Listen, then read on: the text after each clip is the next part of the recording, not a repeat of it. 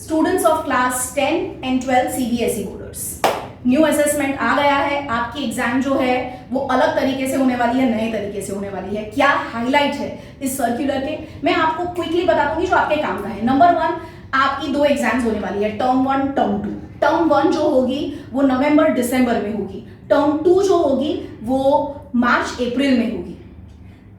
किस तरह से होगी, दोनों एग्जाम्स ऑनलाइन भी हो सकती है, ऑफलाइन भी हो सकती है, completely depends upon the Covid conditions.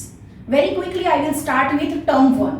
Term 1 के अंदर 50% सिलेबस आपको दिया जाएगा और वो भी आपको बोर्ड देगी। तो uniformly all over India 50% syllabus which is given by board is going to be evaluated. Circular में बहुत क्लियरली मेंशन्ड है कि वो 50% सिलेबस जुलाई में आपको पता चलेगा। अभी तक वो सर्कुलर नहीं आया है, but we are expecting in coming week the circular should come out. Number 3, अब ये जो सिलेबस होगा वो आपको किस तरह से असेस होगा। टर्म 1 का असेसमेंट किसके बेसिस पे होगा, it's going to be objective based exam, objective, case based, MCQ based, and all these cases and MCQs will be reasoning and aptitude based. So yes, you are catching it right.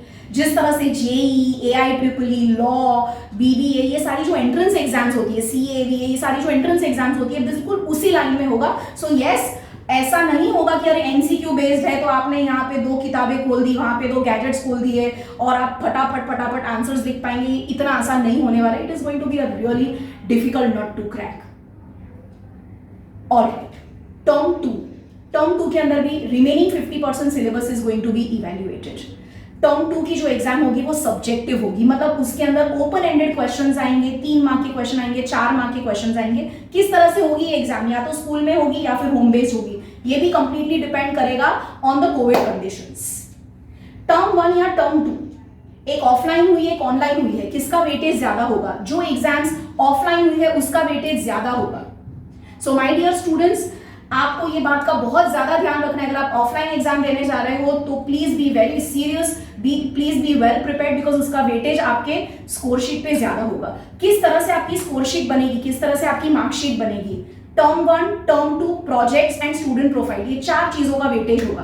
Projects जो आपको beginning of the year कहे गए, हर एक subject में जो 20 marks के projects आते हैं वो आपको करने ही है। हाँ, डू नॉट बी कंफ्यूज्ड। एक नया चीज जो इंक्लूड हुआ है student profile. Yes, student profile को लेके कोई क्लैरिटी अभी तक नहीं आई है कि स्टूडेंट प्रोफाइल में क्या इंक्लूड होने वाला है।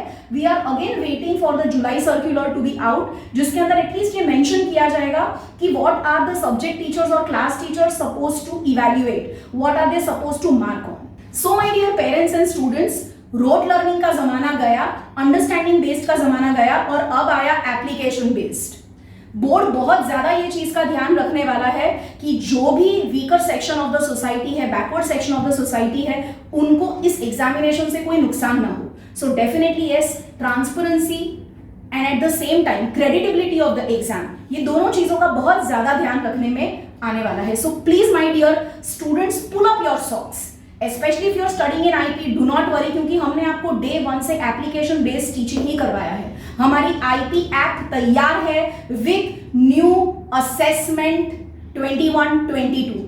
Our app is fully loaded with the new paper style, so you don't have to worry. And yes, if you are not an IP and if you want to be an IP, you always want to be one step ahead, contact us for getting the complete understanding and complete hand holding for the new academic year. Contact us, you can contact us through Insta, Facebook, YouTube, anything. मेरा number भी नीचे mentioned है, and we are always there to help our students and parents. Thank you my dear parents and students, all the very best.